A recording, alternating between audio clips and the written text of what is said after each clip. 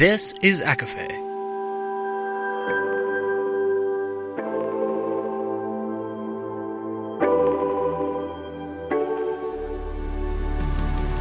Laura Marie and Jessica Marie proudly present A Court of Fandoms and Exploration, a podcast. Fair warning, everything the hosts say is explicit, full of spoilers and adult content and shall not be used against them. They have opinions. Let's try not to drag anyone for expressing themselves and just have fun for an hour. We all deserve it. This episode does not contain spoilers, but does mention the Dark Olympus series Once Upon a Time and The Descendants. There's also discussions surrounding domestic abuse, sexual assault, and fat phobia. For full list, please see show notes. Hi, everybody, and welcome to A Court of Fandoms and Exploration, your weekly deep dive into the YA literature and fandoms that we love. I'm Laura Marie. And I'm Jessica Marie.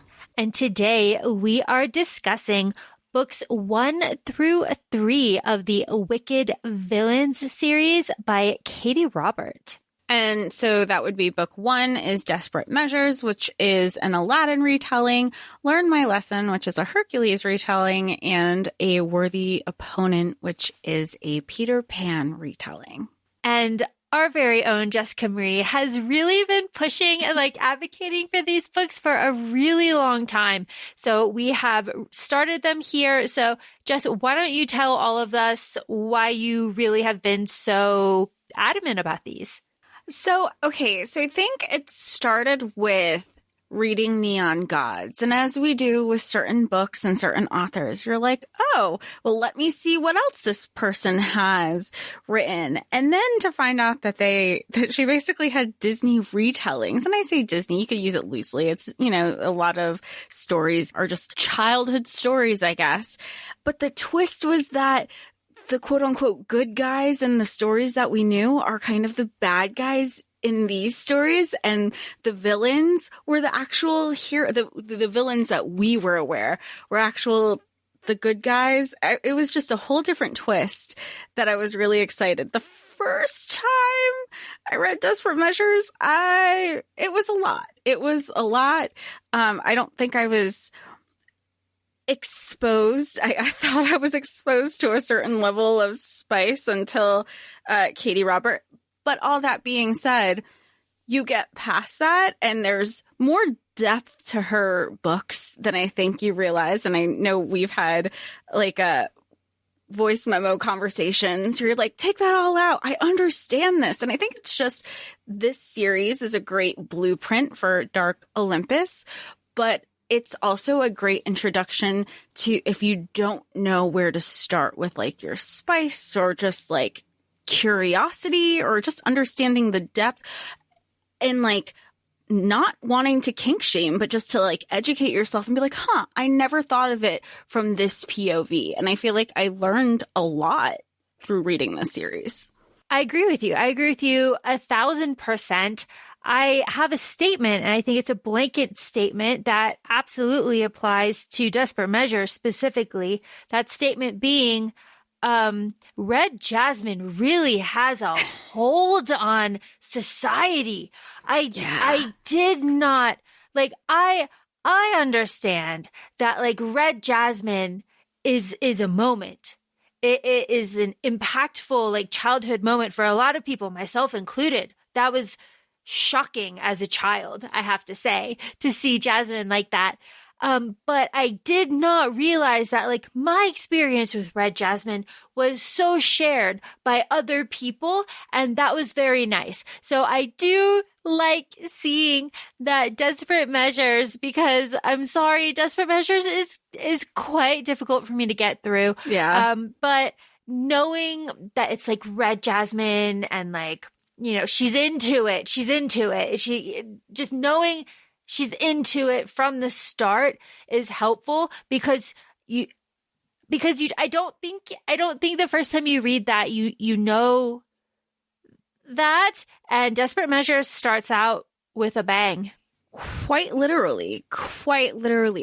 But it's usually, and we've had a couple discussions about certain books having so much internal dialogue where you're like, that's great, but like, what's actually happening? But understanding Jasmine's internal dialogue, you totally see why she thinks the way that she does in Desperate Measures. So, Jess, I know that would you say that you love these books? Would you say that these are books that you very much enjoy? I think I enjoy them for what they are. I think when I first read them, I was like, wow, these are so good. But then I think with anything, Katie has her sea legs now. So this is just, I go into it. I really do think where there were some inconsistencies or pacing issues that I kind of didn't see and, or that we didn't see in this book, those have, improved on over the course of the books that she's written. Do I love these? No. Would I recommend them? Absolutely. Oh, excellent. I love that we're starting off that way. Do I love them? I feel like this is really controversial. People are going to be like, wait, this can go very differently. Well, like that's such a great statement. It's like, do I love them? No. Would I recommend them? Yes. They're fun. Why? They're fun. They are fun. They are quick. They are quick reads. They are entertaining. Very entertaining. I did these through audio. Jess, how did you read these? Audio. The narrators are fine. They're fine. And you can read them at really any pace. And I say that because towards like the last hour of a worthy read, I was at 3. I never read it, but it was still like, I felt it was very conversational with like a really quick talking person, but I understood everything. I'm laughing at you, but I was at a 2.7. Exactly. So it's by the point decimals, you're like, it sounds the same. Yeah. I was at 2.7, finishing up A Worthy Opponent. I have read all of these twice. A Worthy Opponent, I would say, to be fair, I've read it about 1.5 times. There's like a chunk in the middle that I'm not so sure about, but that's fine. That's fine. Let's go through these. We're not going to harp on all of them. Let's just like say what we're going to say. We're not going to harp on the smut. That's not what we're here for. That's not what this pod is. We're going to harp on the good stuff. Like we always do. Not that smut isn't good. It has its time and place. And this smut is fantastic. This is fantastic smut. But the story's really good here. And we're going to make some connections that maybe you weren't aware of to tie you into all of Katie's stuff. So, Desperate Measures. Jasmine. Jasmine is 25. She's pacing in her room at night. What happens, Jess? Well, we find out that Jafar enters her room, and it's basically a CNC relationship at this point, even though that they've kind of been eyeing each other for 5 years. We know this through the timeline, through the dialogue. And then there's just like a lot of unwritten like looks and glances for their relationship. Jafar, but why does he enter her room? He kind of runs the territory now. He staged a coup, overthrew her father. Her father's name is Balthazar, so he's not a great guy either. So that's consistent with some of the Balthazars that we've met in our fantasy journey. And he kind of parades her, saying like, this is mine. Nobody touch her. Not only do I own this territory now, I own her and everything that comes with it. But we get a couple things right off the back too. We have a who did this to you, because Jasmine is covered in bruises and they weren't through consensual. They were not like consensual sexy bruises that she's received from Jafar. She, got them from her father, who is abusive, and part of the coup when he finds out that her father abused her was that he killed him. Yeah. After he was like, oh, this was just going to be a coup. But now that he treats his daughter like property, and, the famous line, we know Jasmine is not a prize to be won. And she lets you know it in this book too. Balthazar is unalive by like chapter 5. We're about like running the territory. My note is, what is a man doing here? When Jafar's in her room, like, shout out to Miss Redacted, a Walmart parking lot, one of the best people on TikTok and Instagram. She's amazing. But what is a man doing here? He's taking the fuck over everything because you have bruises on your face, Jasmine. Let's just call it what it is. He says, Jafar later on says that he moved up his timeline just because of like the abuse. He just couldn't stand it anymore. Oh, and I guess that is a good point. The reason he moved up his timeline is because her father basically sold Jasmine to Ali. We'll probably interchange that between Ali and Aladdin just because that is the generation of which we come from. But Ali was like, hey, I'm going to have your daughter. And Balthazar was like, okay. So here she is knowing what a bad person Ali is. And even with Jafar, it's the lesser of the evils at this point to Jasmine. And Jafar knows it too, because he's like, look, I might not be the best guy, but I know I'm better than him. And Ali bought and paid for Jasmine. So he has this like sense of entitlement for her, and Jasmine fucking hates him. And that is established. What also is established is that Jafar and Jasmine have a safe word. We can say this all now. Every single couple in these books have a safe word. And they have pet names. Okay, it's fine. This safe word is Raja. It's fine. It's fine. It's fine. It's fine. Okay, whatever. Later on, I cannot stand their pet names. I cannot stand them. It drives me absolutely up the wall. Absolutely up the wall. Yeah. But Raja is their safe word, and I find it interesting that like I know this is like we just have to like go with it. I know we have to just like go with it. It's fine. It's fine. They have this really flirtatious relationship, but like not really because they don't really talk. But there's like chemistry, you know. But they have a safe word. Yeah, how did that happen? How did they have a safe word before? Like they've never hooked up. Like that first scene, chapter 1. What is a man doing here? Jasmine loses her virginity in that CNC scene. And it was like, but how did we establish a safe word already when, yes, lots of questions. Like, so, but it leads you to believe, was there something else there that is just happening off page? And I mean, they've been flirting with their eyes for 5 years. Who is Raja? Is it your cat? Like,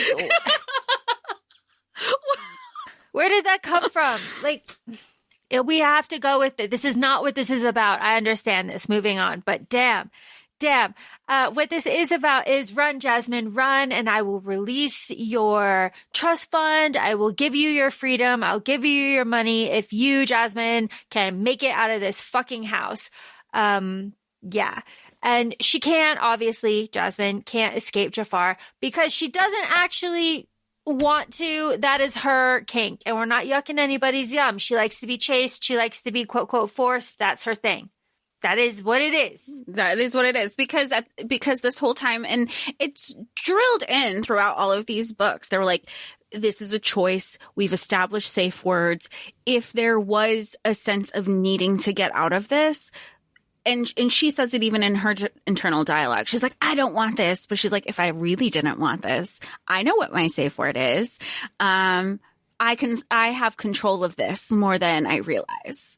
Yeah, it's just, and it's the only, and we should like, it's the only thing that she has control of in her entire life. She's not allowed, throughout the book, she's not, in control of what she wears, where she goes. I mean, one of the things is like, oh, maybe that's why she has a hedge maze, just so it feels like she has something that, feels like she's not trapped, even though it's within the confines of a compound. And Jasmine's resourceful. She finds her own birth control. She finds like little workarounds with like alcohol and things, but she cannot get out of Jafar taking her and like fucking her and claiming her and then parading her through his like men and everything to prove that like he has taken the daughter. Cause like, you know, king takes queen. It's that whole thing. But I love these little things that we learn about Jasmine. Jasmine, like she loves computers, right? We learn that through like the sexy phone sex when she's trying to like break into hit Jafar's computers.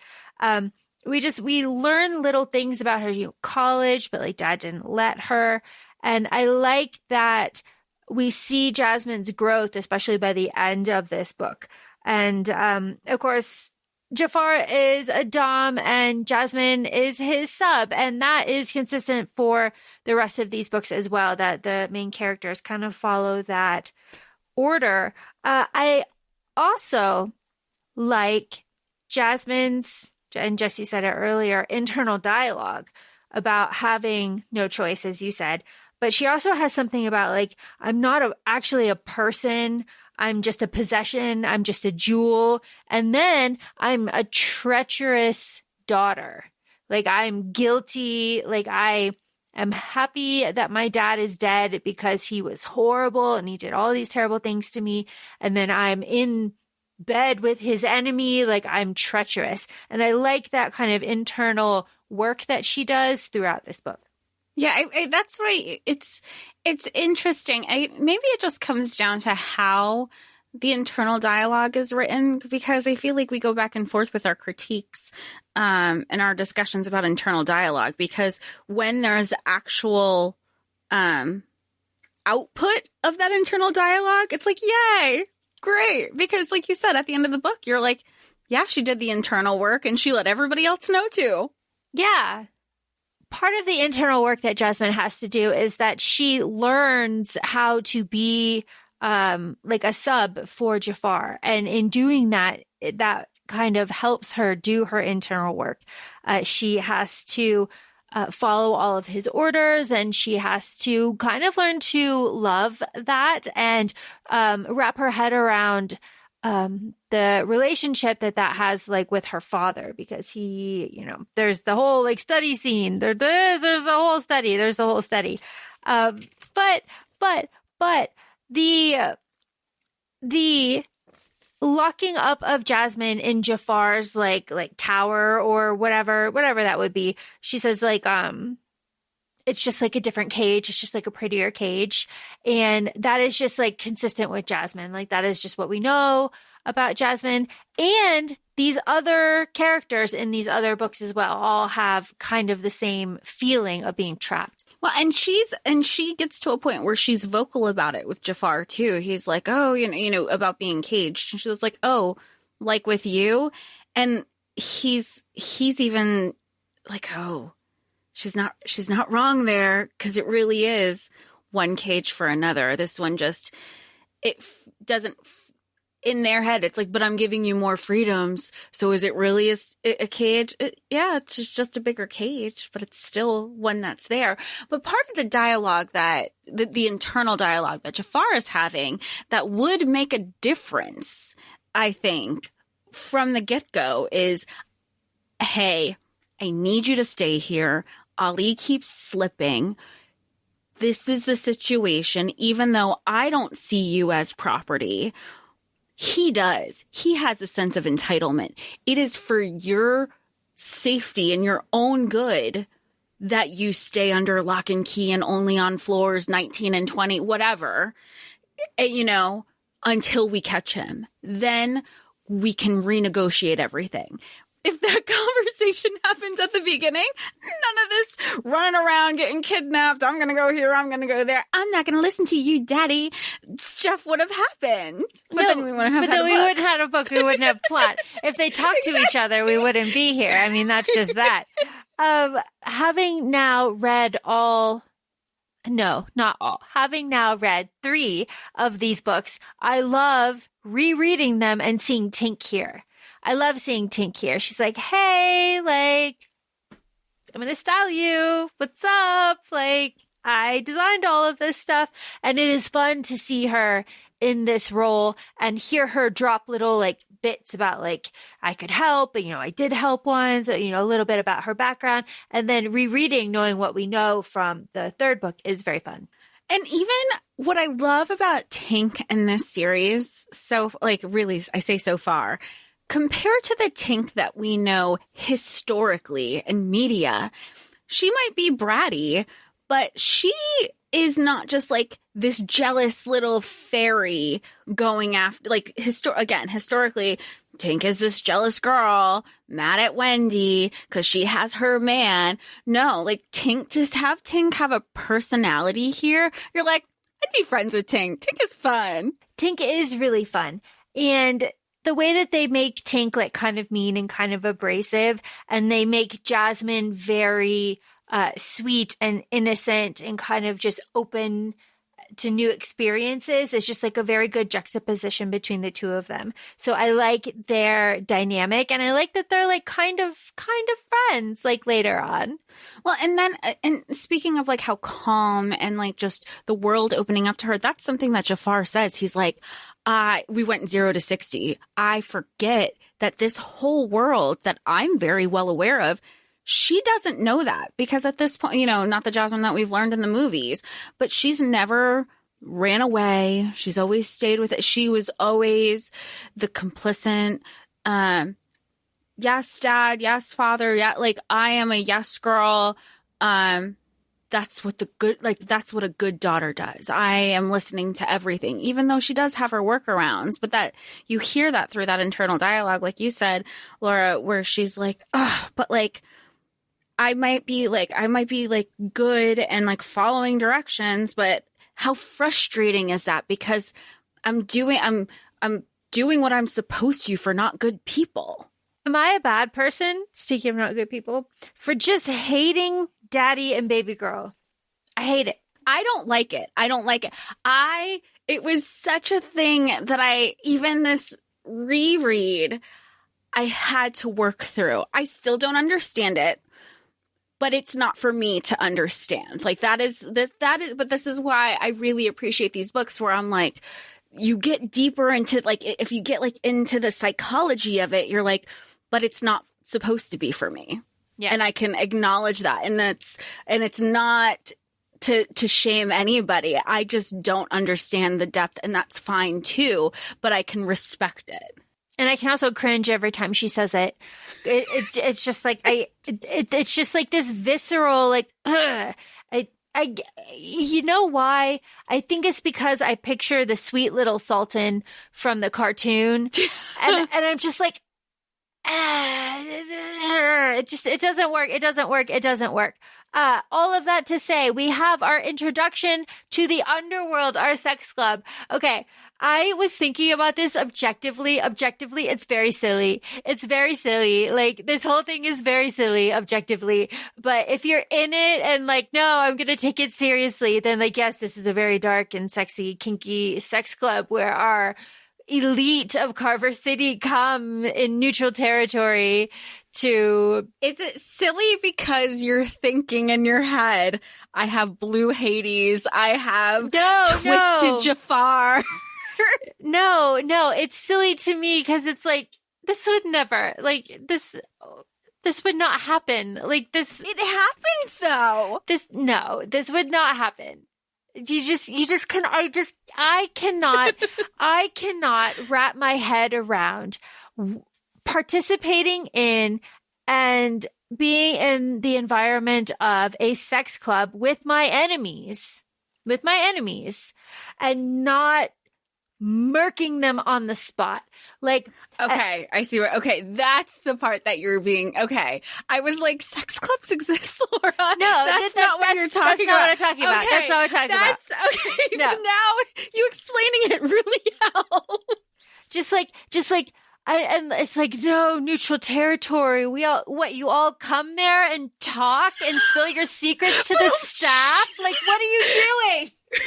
You know, Wrong they keep or right choice of words. Like, we all come here. I know what I'm saying.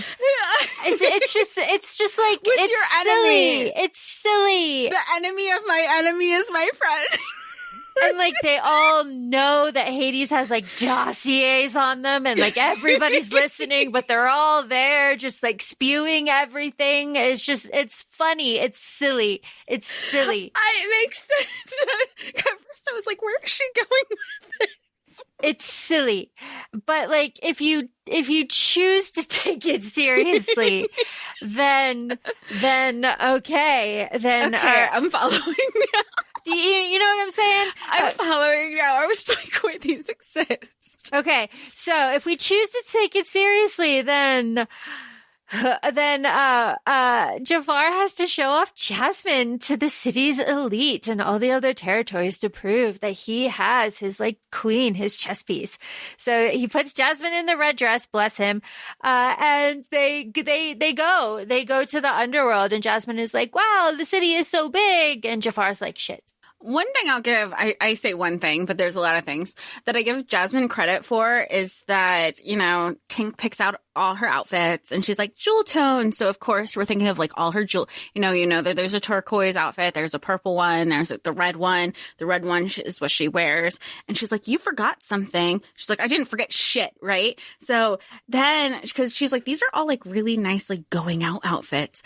I respect Jasmine. She's like, oh, he only wants to give me going out outfits? That's fine. I'm going to prance around this place naked so all his guards will look at me. And so, because she's like, I just want like athleisure and jeans and all this thing.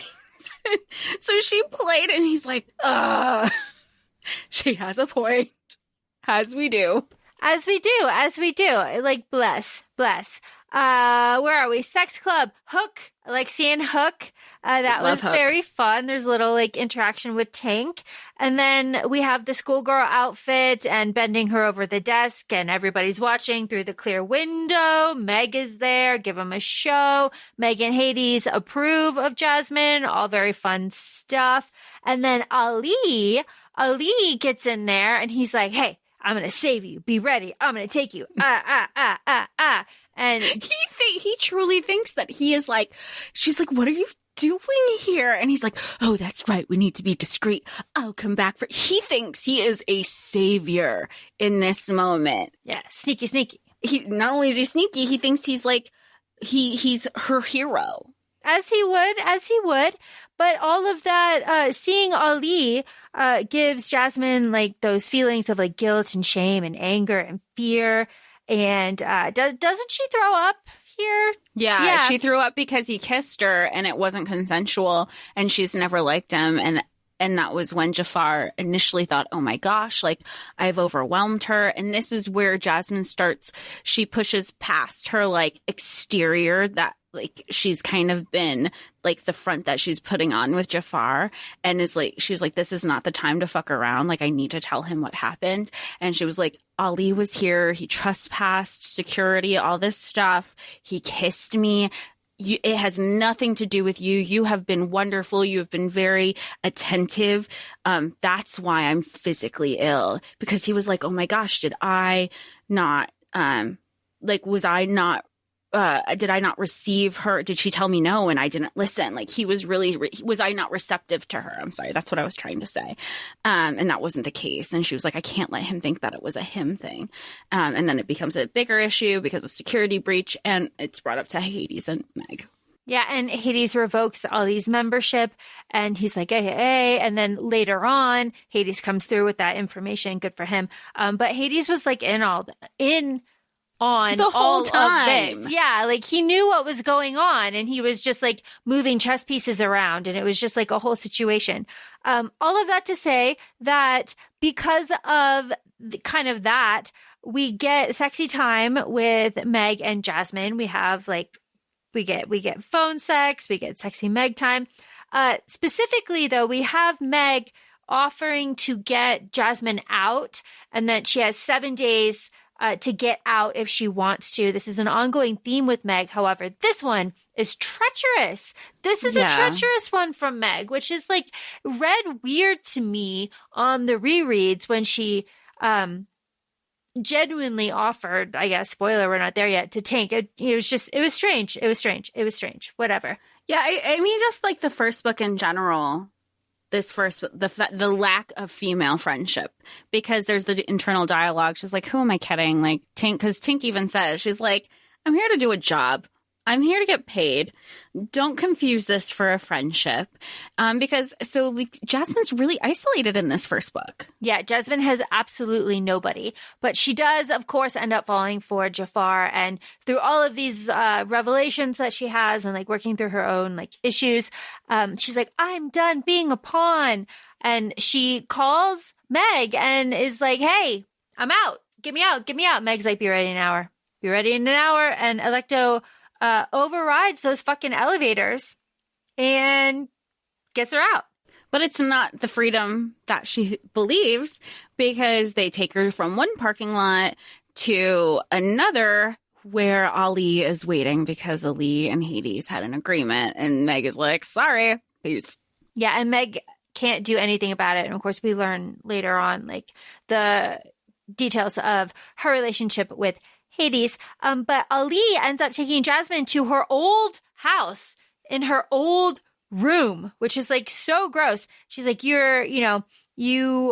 were destined to be here. Like you are supposed to be here with me. It's just like whole gross. And he physically abuses her too. Oh, absolutely. Meanwhile, Jafar gets the address of where she is from Hades, and Hades is like, we are square now. Bum, ba-dum, ba-dum, ba-bum. So they are, all accounts are settled there between them. Well, and this is the good part, because Jafar is like, I'm going to save her. I love her, blah, blah, blah. And she was like, and meanwhile, he thinks he's doing this. She saved herself, stabbed Ali, killed him, and she's like in this white dress because he made her dress in white, because he's like, it's our wedding day. And so she's drenched in blood, and she's like, ooh, this is like a look. I'm gonna go ahead and tell everybody, like, it's me, bitches. Like, I run this territory. And then she has like some loyal guards who have said like, the throne. The territory should have always been going to you. It should have never been your father sucked. We all know this. Some people might not like be on board, but you can get them out. But there's a lot of us who do support you. So when Jafar comes running in like, oh, I'll save you, Jasmine. She's like, no, you won't. I saved myself, and you better tell me right now, because I already know the shit that you can pull, because I saw you pull a coup on my dad. Are you gonna do the same to me? Bend the knee. He does. He's like, I am your bitch. And she goes, bet. And she's like, okay, now I run the show. The end. Yeah, basically, yeah, the end. And then they talk about like, ask me again in a year, all of this. Which I like. I like that it didn't like this Russian that she was like, let's pump the brakes. I got my own shit I got to deal with. I got to fix all of this now. Exactly. What is a kingdom without a queen? And the theme for these books, every single one of them, all three, I say all three, is about the equality. The bringing, actually, I would say like both partners meeting at a place where they are both equal. Because it's not bringing one up to a level. It is both meeting at a different level and being equals together. So like, they also, Jafar and Jasmine also like fuck in her childhood bedroom, which is, good for her. Good for her. Proud of her for that. Moving on, book 2, Learn My Lesson. Jess, how do we feel about Learn My Lesson? I loved Learn My Lesson, and I feel like Learn My Lesson and A Worthy Opponent are my favorite one in the 6, so they just are. I remember the most. But Learn My Lesson is so much plot. It's so much plot. We get the confirmation because at this point, when I read the books, I read after Neon Gods. So by the time I got to Learn My Lesson, you start asking your questions. Wait, how is everything?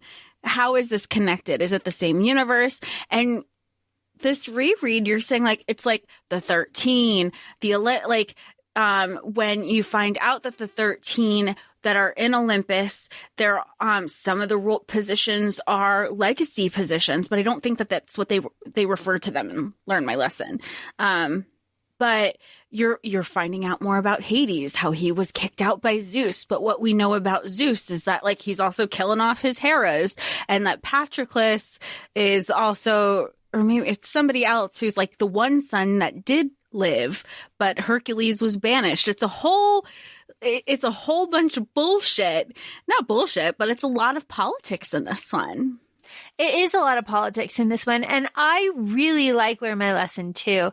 I like that it is about I say mature, like a woman in her like mid-30s that has been in a relationship for a long time and she's just not feeling it.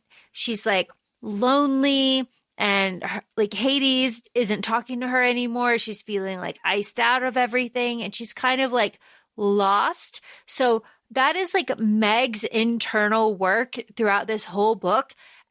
This book is interesting because we have 3 POVs in this book. We have Hercules, Hades, and Meg. But this book opens with a cold open in the restaurant where Hades tells Meg to go fuck Hercules.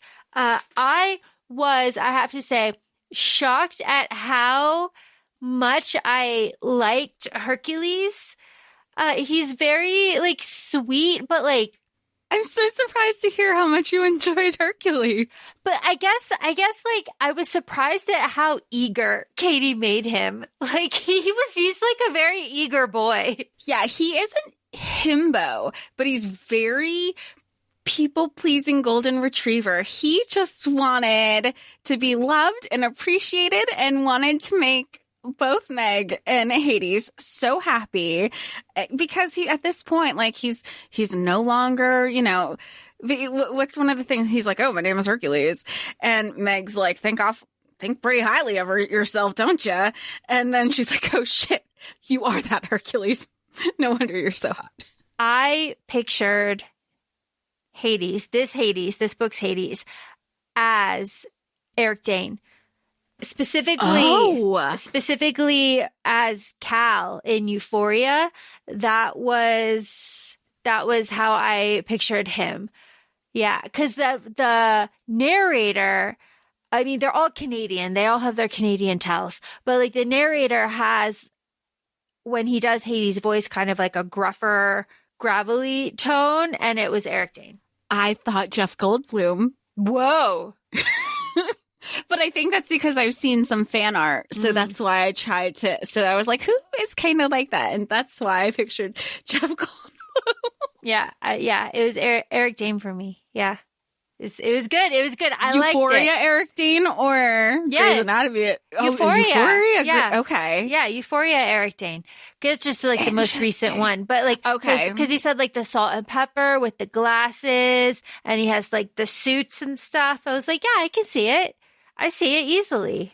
Oh, who did you picture? Did you cast everybody? No, that's just, it was instant based on the voice narration. Okay. I was like, oh my God, this guy reminds me of somebody. Who does he sound like? He sounds like Eric Dane. Oh my God, Eric Dane could totally fit here. Huh. Yeah. Yeah. That's where I went. Okay. Back to Learn My Lesson. Meg has, I think it's important to say that Meg is like Hades' right-hand lady. She's like the queen of the underworld. You could call it that. She is deeply unhappy. There is no communication. There is no trust between her and Hades. Meg is a switch. Hades is her dom. And the game of a fuck the waiter, and it just happens to be Hercules, is Hades working out a revenge plot.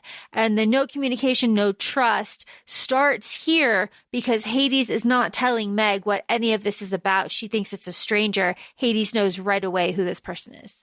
Yeah, he's been following him, Hercules. Hades has been following Hercules, kind of keeping tabs on him for some time.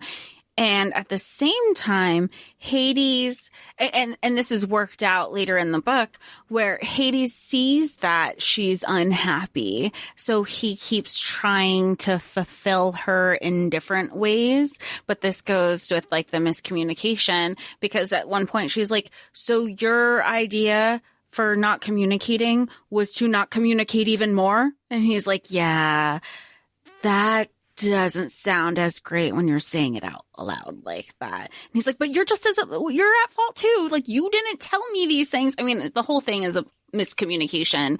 Things could have just been fixed. But these are the things that are just constantly being added onto her list of, and here's another thing, and here's another thing. And then even when Hercules gets pulled into it, and Hercules comes out and says, he's like, what is it? I know my father. I know you know who my father is. So this is a bigger thing. And and Hades tells Hercules. And then Meg and Hercules are having this whole conversation. And it's like that scene in Euphoria where she's like, I don't know. Do you? And he's like, yeah, I know. And she was just gutted again. Like, wait, how do you just came into this? I've been in a 10-year relationship with this person and he didn't tell me another thing. He doesn't tell her, he basically tells her nothing until the very end, which is like really frustrating, because he knows everything. And Hades ends up telling Hercules before he tells Meg, which I thought was annoying. But all of this is, I mean, we'll go through this quickly. Hades walks in on Hercules and Meg fucking, and they leave it at that. And Hercules sees Meg in a submission pose, and he's very like, gets his feathers ruffled about that. Is that her choice? Is that her consent? All of that. Yeah, and he's, again, very golden retriever hero, just how he is in the animated movie. So he's very like, oh, I'll save you, Meg. And they were like, LOL, Meg's been playing you. So he goes to meet with Hercules like, look, Alex, that is clearly, I'm here to save the day. I am the savior. You can have me in exchange, like you can have me and let her go. And he was like, joke's on you. She doesn't want to be let go, but we already shook on it. Well, they kissed on it, but. Yeah, they kissed on it, and it's like, ooh, you can have me. And Hades is like, I can fuck you. Let's be clear. Yes, and Hercules is like, yeah, you can have all of me. And he's like, all right, bet. Here's our second viewing of Tink. Hello, Tink. Nice to see you. She has now 2 months left on her contract, which is important because when we see her again, she has 2 days. So that's very fun. Tink is training Hercules to like take her place, all of that. Yeah, Tink is a jack of all trades and sorts. So we know she's a stylist. We learn a little bit more that she's working for Hades here. We even have her going to Meg saying like, hey, it's, my contract's up in 2 months. Like, can you, like, what are the options? Can I stay on board? And she's like, we'll revisit it. But like, you always have a home here. And this is where you said where she's also kind of like a sub to the club, the Underworld club, and kind of like a bartender, like she's kind of like, she's just kind of everywhere. And now she's also going to be training Hercules, which this is how Meg finds out that this agreement has been made, because she goes to Hades right away and he's like, oh, so you heard. He goes, what the fuck is going on? He can't do this job. She's going to stay. And Hades is like, nope, I read people. I can read their kinks. I could read when they're going to dip. She's going to dip. And then, she marches over to Hercules. She's like, absolutely fucking not. This is not happening. Who are you to know I wanted this? Like, you don't know me. And and this is when Hercules is realizing, oh, I fucked up. I fucked up hard.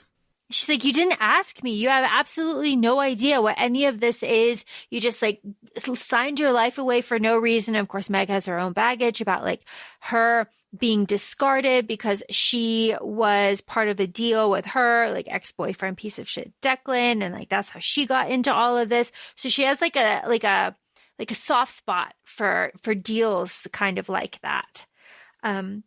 We get to see Aurora. Love Aurora. Aurora is in this scene, this Meg, Hades, Hercules, Aurora kind of sexy scene. I like seeing Aurora. They say that she's sweet. She's just pleasant to be around, and they build up her character like that. So I liked seeing her again in the 3rd book, which we will get to. Very sexy scene. And Meg is deeply still in her head. And from here on, Meg has to like kind of work through this inkling of jealousy about being iced out between Hades and Hercules, because she says, like, do they even notice that I'm here? Are they so wrapped up in each other? He and I stopped talking. Is he just going to talk to Hercules now? Well, and then there's also the rejection, because as these agreements are being made between Hades and Hercules, and then Hades even says, okay, one of the things, you can't fuck Meg. You can't fuck her. And then her and Hercules, and then, when Meg and Hercules have those one-on-one moments, he goes, oh, but Hades told me I can't fuck you, so pushes her away. And it's another form of rejection, because now not only is she being rejected by Hades in every aspect as lovers, as business partners, now she's also feeling rejected on a personal level too, with another person. And she's just feeling like Hades is choosing everybody but her at this point. And Hades is trying, because Hades has his own internal dialogue, because he has his POV. He says, like, I didn't expect Hercules to be this like balm to our relationship. Like, I see where he would kind of fit. He's not supposed to be here forever. I could see where he would fit though.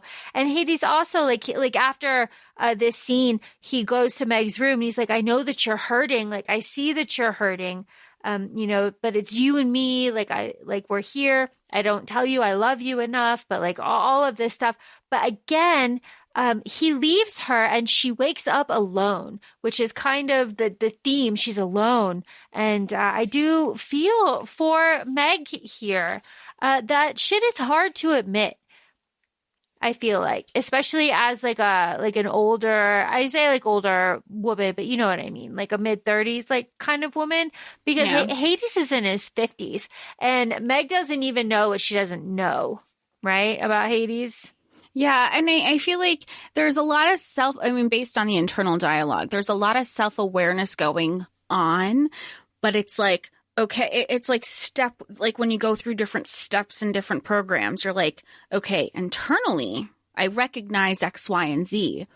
But now that I recognize this, that next step of like, well, what do I do now? And then, okay, well, I know what I should do, but acting upon those next steps can be difficult for people too.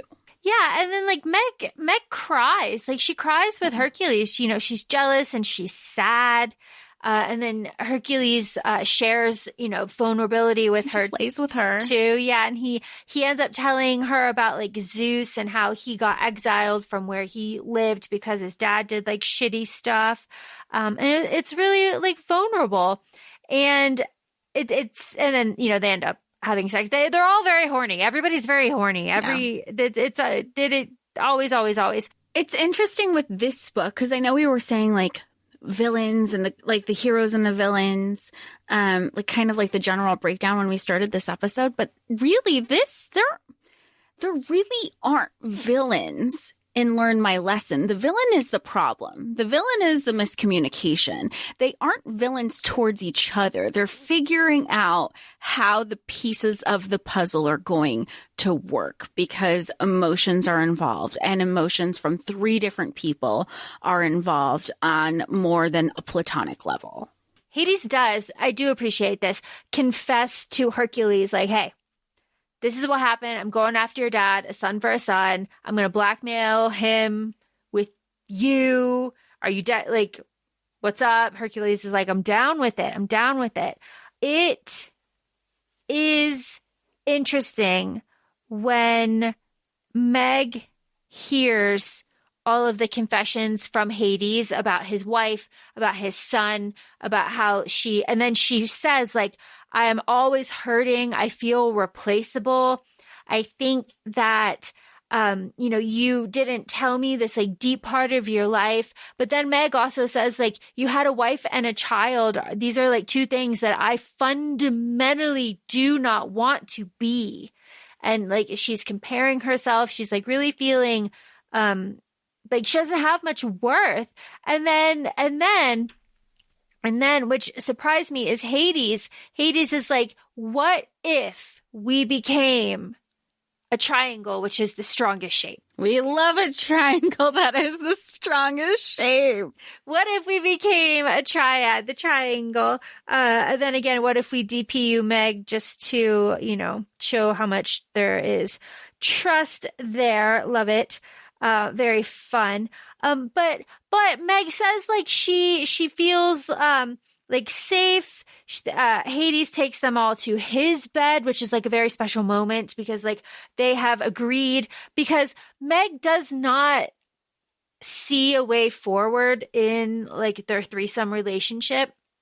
But Hercules is like gung-ho, obviously. He's like, yes, we can do it. Hercules is like, and we know that like Hercules has hooked up with everybody at this point. He has dialogue about it.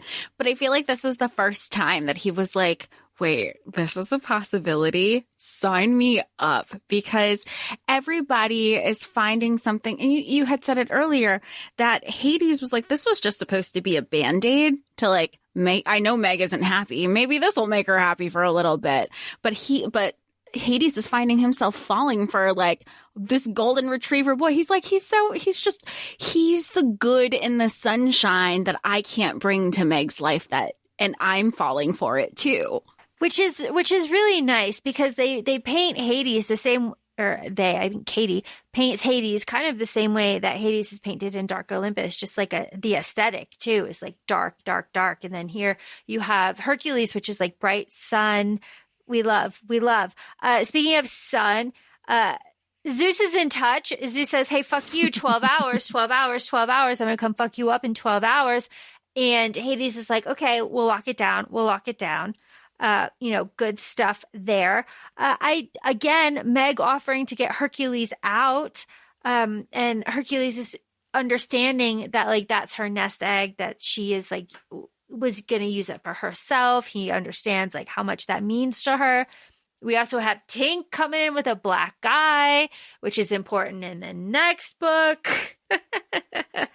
And then here we have the Meg was braced for rejection when she gets called into Hades' office, but Hercules and Hades like very privately like fuck Meg here, and she says that she's never like felt so loved, like in like it's very special for her. But then after that, Hercules and Hades are supposed to have a scene in public, and they're out there and everybody's there. There's like a roll call of everybody that is there. It's like Jasmine, Tink, Hook, Beast, everybody. Everybody's there. And you know what's nice about this series is that you can obviously they can be read out of order as standalones, but with any book, like if you read them in order, you see where the story is going. You see where the growth is. But like after this roll call of all of these characters who are just like setting it up for the rest of the series, that's so fun.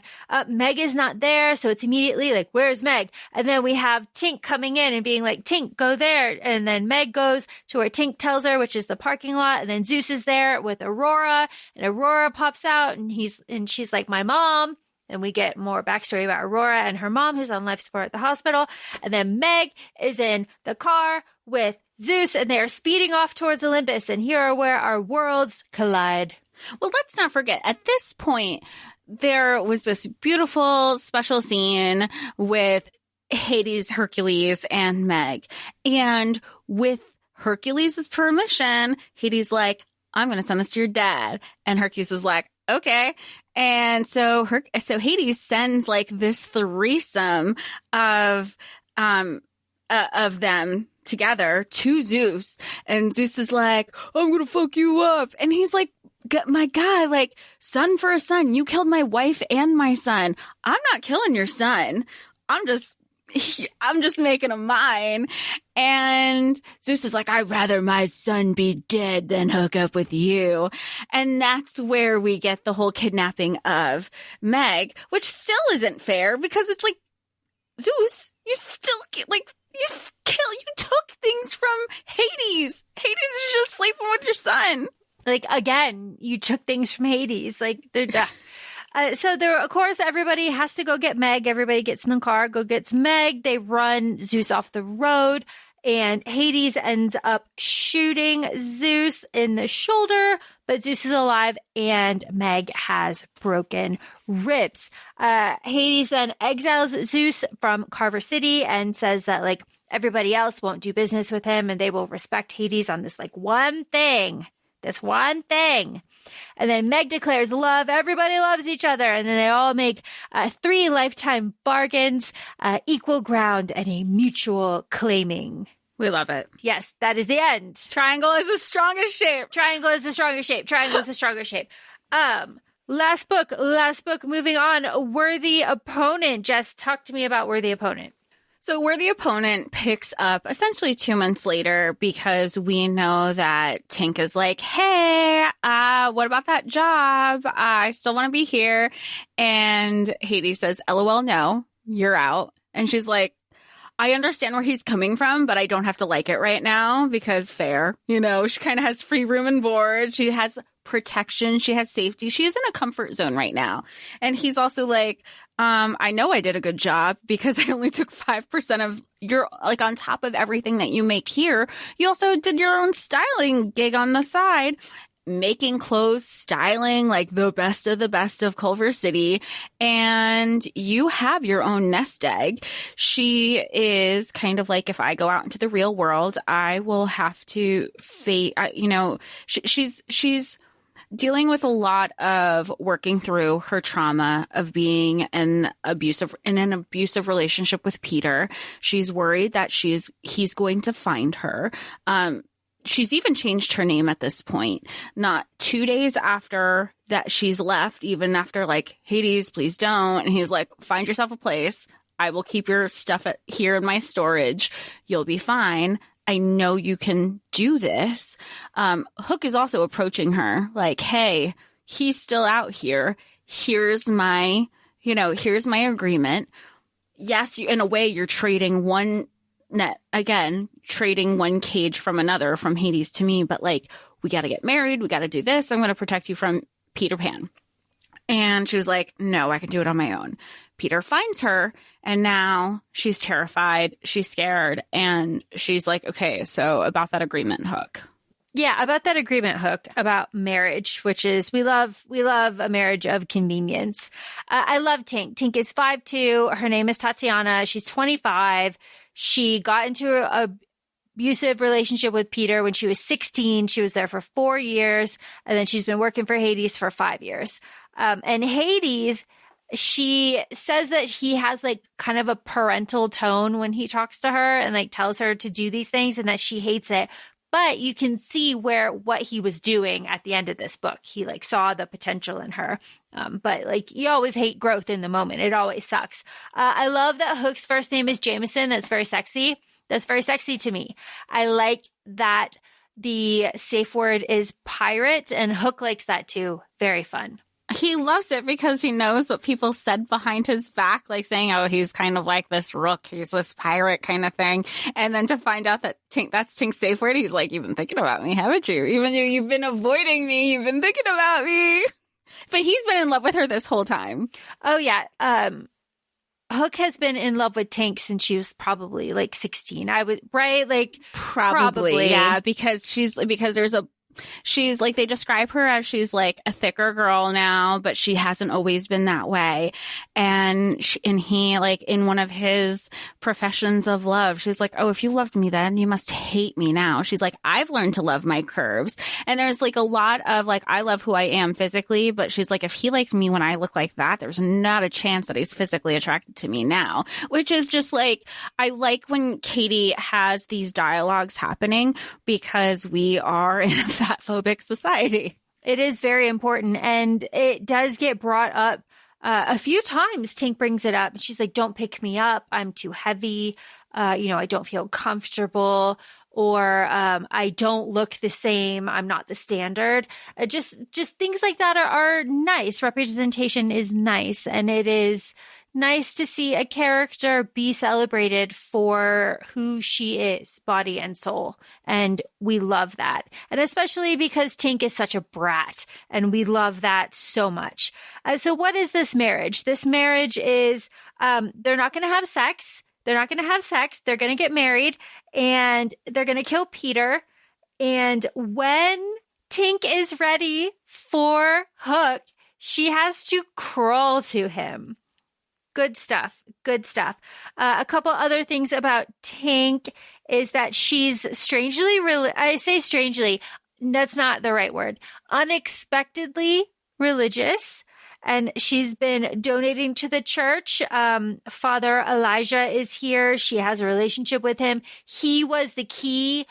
Peter beat up Father Elijah, and that was the straw that broke the camel's back for Tink. She had to leave after that. And Tink still makes donations to the church to this day. And he's the father that marries her and Hook. Yeah. And we like that. And he comes in and she's like, Father, I've been working at a kink club for 5 years. I have sinner like tattooed on my forehead. He's like, God loves all the sinners. It's all good. It's all good. It's just fun. And again, unexpected, knowing that Katie has like religious trauma. So I was surprised to see that in there. I feel like a lot of us do. Oh, absolutely. So much. So much. What is going on here? Hook and Tink have to go to the Underworld, of course, to announce that they're married. Of course. This is the most logical thing. He's like, I mean, like, it's so silly. I think one of Hook's people was even like, I know social media exists, but this works so much faster. And it's so great. And I love like Meg is like, I mean, I know you didn't want to leave, but like, I didn't realize it was this. You should have said something. I would have fought Hades harder to keep you here if you were going to go with Hook. It's silly. It's fun. Something else that was fun is on this reread, I noticed that after Tink sends all of Hook's clothes to the cleaners because she was annoyed they were on the floor, and she's a clothing designer and you need to like respect the things that you have. He pulls out leather pants, and that's interesting because he was wearing leather pants that he doesn't like in the first book, Desperate Measures, which is funny knowing in the third book that he didn't actually like those pants that he was wearing in the first book when he was. They were probably like, okay. So how often do we wear things that we might not love, but we know we look good in? We might not feel comfortable, but I know that I look snatched. Like that's probably why he wore those. It's like on it, love it. They also have a very sexy shower show. If you want to talk about pacing as a little bit of a criticism here, the shower show where Tink was like, I fucking hate this guy. I am going to finger fuck myself while he is in the shower. I was like, whoa. Well, he says that too. He was like, look, ma'am, you say you don't like me. You got one little peek and you're all for it. Yeah. And I was like, Tink. I mean, lie better if you're like lie better. It's not don't do that. It's just like lie better. Lie better. Where's your poker face? You were working in the underworld for 5 years. Yeah. Damn. It's just it's just funny. So she is the pet names here are Beautiful Girl, and her safe word is pirate. Fun stuff. We're in the underworld. Of course we are. We have Adam at the desk. He's awesome. He has no pores. We love that for him. Aurora, this is where we get our female friendship, right? We really get our female friendship. And I love that Tink is just like shocked by this female friendship. But Aurora's like, we're friends. Like, I missed you. I'm glad you're here. And then Tink is like, should we get coffee?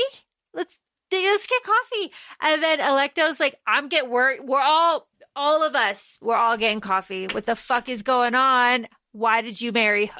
Yeah. And then even Aurora's like, do I need to kick some ass? Which was even Tink says, she was like, this is a side of Aurora. Like, we're so used to seeing her as this very submissive, very soft spoken, wouldn't hurt a fly kind of girl. And all of a sudden she's like ready to go to war for me. She's like, I just thought these were like people that were females that I knew. And we have to remember with Tink's background, she came from a foster family. She was bounced around a lot. So she even says she moved around a lot. So those forming certain friendships weren't something that she ever prioritized in her life, because the second she would, it would kind of get taken away from her. So seeing that these people cared about her and considered her a friend, she was like, oh, is this what friendship is? I've never known it in my life. Which is nice, because it is another kind of layer of inner work that Tink does throughout the book, kind of starting from here and ending at the end of the book, where she's like, oh, it is okay to have friends. Friends aren't just like a lever that someone can pull to like really hurt you, because Peter did such a number on her at such a young age that she's still like deeply working through that. And, I think having a 5-some is a good way to get through some of it. I forgot how many people were involved until this reread. I was like, whoa, I definitely blocked that out. Yeah. And Hook was like, well, I can't fuck you. That doesn't mean everybody else can. Everybody else can. I have to say, the smut in this one in particular is just like up a level. The language is up a level. It's fun. It's not exactly my cup of tea, but it is all very fun. I like this. I like when Hook says that I will fuck you until you see the face of God. I mean, we love the religious trauma. More, please. These 3 books you can read in a myriad of ways. You could read just the spice if you're only looking for spice. You could read just the story without the spice and you're still going to get, or you could read it together like we did. Like, there's so many different ways you could cherry pick how you're going to read through these. Yeah, there is. We have another body image kind of, situation with Tink. We love it so much. This is her just talking about like, you knew me then. What about now? Again, Tink is thinking that divorce is a failure. Again, religious trauma. Amazing. Katie has tropes.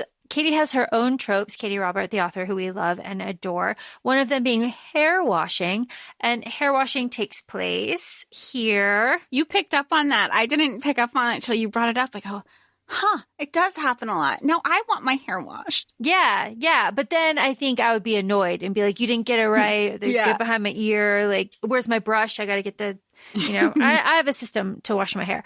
But hair washing, again, Tink calls it weird aftercare, but it's he loves her. So he's really wanting to be there for her. He's very attentive, and not just, and she even says, she's like, is it because he's just a really good dom? Because I know that there's shitty doms out there.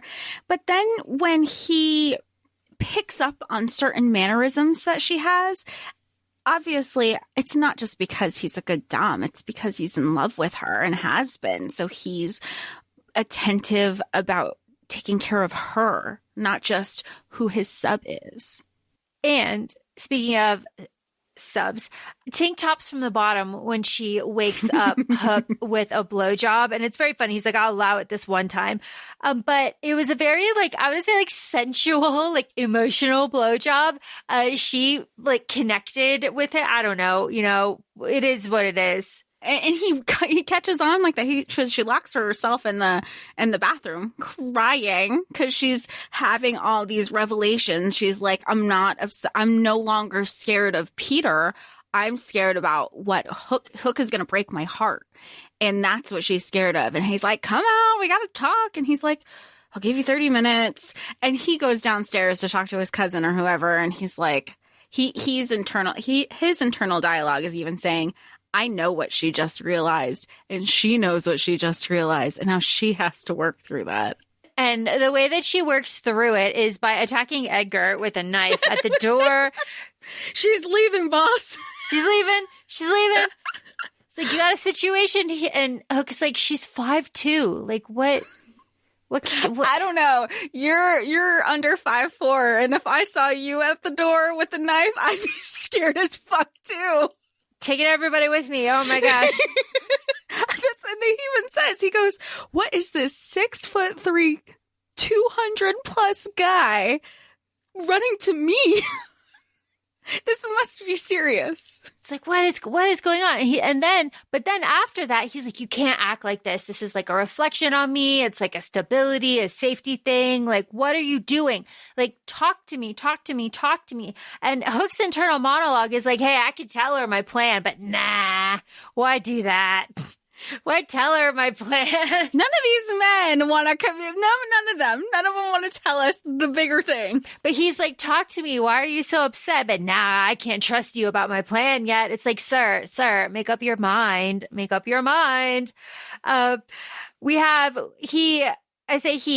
After Hook calms her down, he gives her a phone that has like all of her friends, like numbers in it. And then his number and some other people. And Tink immediately calls Meg and is like, give me my stuff. I want my stuff now, please. Well, specific. She was like, just the stuff on my desk. Like I have work shit to get done. And she's like, have you seen your desk? And she goes, yeah, that's why I need you to send it to me. Yeah. All of it, please. All of it, please.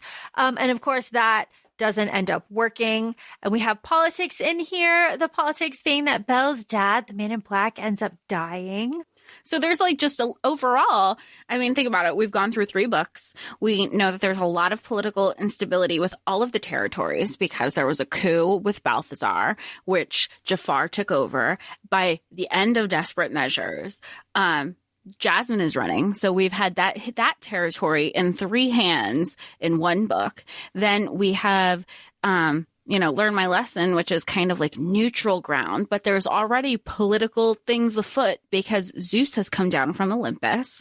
Then we also have this book where we also learn that this territory that Hook is running used to be Peter's, and Peter's dad used to work for Peter or for Peter's dad, but there's a connection there also. So we know that Hook has taken over Peter's territory, and Peter is just like, Hook is taking my life. He's taken my territory, my girl, my this, my that, everything.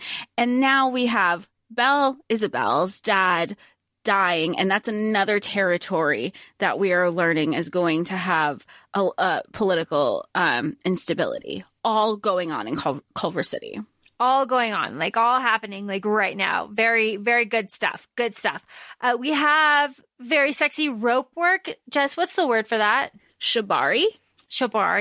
Tink is struggling with it. Would you say that that's correct? Yeah, I think she's struggling it. I think part of it comes with just like her body image, like her, just like what she thinks of her body. It's also, there's a lot of trust there. Like, I think that's the biggest thing is that she has to trust him in this rope work. And that is something that she has going on internally. And then he says it externally, like, you have to trust me. There is trust because they continue, with this scene until she realizes the emotional capacity at which she cares for Hook. And she uses her safe word, and he like splashes cold water, and he understands. I mean, of course, there's the initial, like, did I hurt you? Oh my God. And that's when he realized it was kind of bigger than that. And she communicated with him too. That was also, I think, really important with this scene, was that she communicated that it had nothing to do with him. It's her realizing how much bigger this relationship was to her. They do not want a happily ever after. I loved that.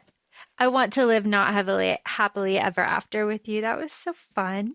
Well, and he was like, I don't, happily ever after means like nothing happened. So he's like, I want a life with you. Shit comes with having a life. Yeah, I want family. And she's like, I want kids. He's like, I want kids too. Why are you thinking that I like? And also he goes, what if we change our mind? What if we want dogs instead? That's okay too. Like, you know how I feel about that shit. I think they're so cute. It's good. Oh my gosh. Okay, so the backslide of this book, we are almost done here. It is important for us to remember that Tink has a taser in her suitcase that she has with her in the apartment that she shares with Hook. That's important. She wants to be a partner. She wants to be a full equal. She's like fully committed now. She's in love with Hook. She wants in on the plan. She wants to know what's going on. The plan, Hook and Nigel are going to be walking this way. It's not a very good plan. And Tink is going to be walking this way because she's going to the fabric store, and they're following her, and there's teams, and Peter's going to come get her. But Peter says, and goes after Hook instead. And Peter kidnaps Hook, using his little friend John in there. Well, we forgot to add that before the kidnapping, Peter has gone to the storage unit, which all of her stuff for her work stuff, her stylist stuff, her everything is, and trashes the place. Pours everything. Nothing is usable. She's lost money because some of them were like, special made to order pieces. And something to be said, Hades security is shit. Because now this is the third break-in or second break-in. Like, get a new security system and security, my guy. But that is happening. So they're trying to be like, okay, he's running amok. We got to catch this guy. Tink, we need to use you as bait. And part of the way to use Tink as bait, because Peter knows Hook means something to her, instead of going after Tink, he's doing it the other way around, and nobody factored that part in.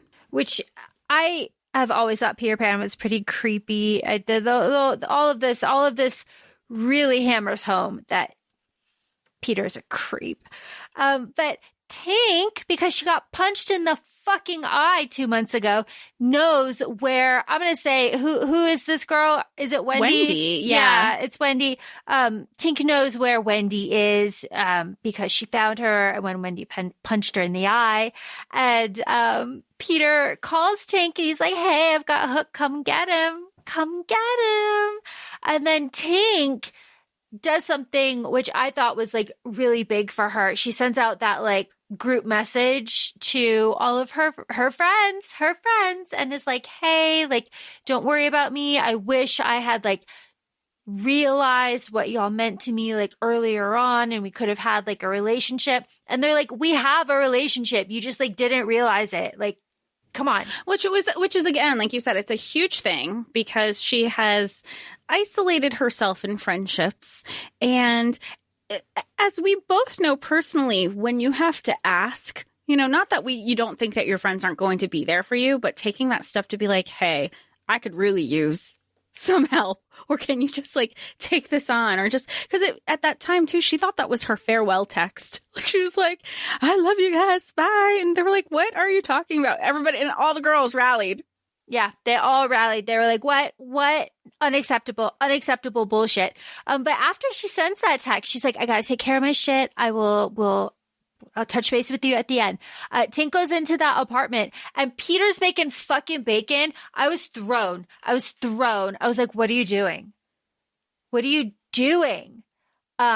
then when when Katie started describing the smell and like the sizzling, I was like, oh, that is some sick shit, sir. Well, yeah, he goes, have you ever, especially when the skin is so pure? Like, what is happening?